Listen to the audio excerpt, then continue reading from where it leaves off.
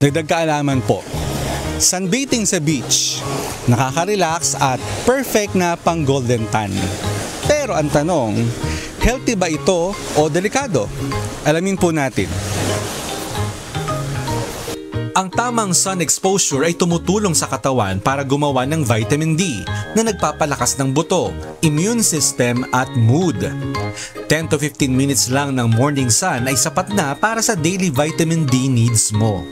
Kung gusto mong magpaaraw sa beach, pinakamaganda ito mula 6 AM hanggang 9 AM kung kailan hindi pa sobrang taas ang UV rays.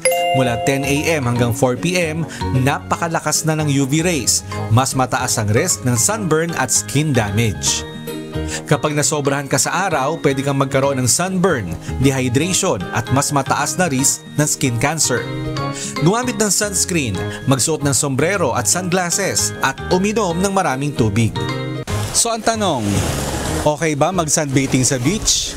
Pwede naman, basta tama sa oras at wag lang sosobra. Enjoy nyo po ang summer! Sana po may natutuhan kayo at laging tatandaan, mapalad po ang tao na nakakasumpong ng karunungan at ang tao na nagtatamo ng kaunawaan.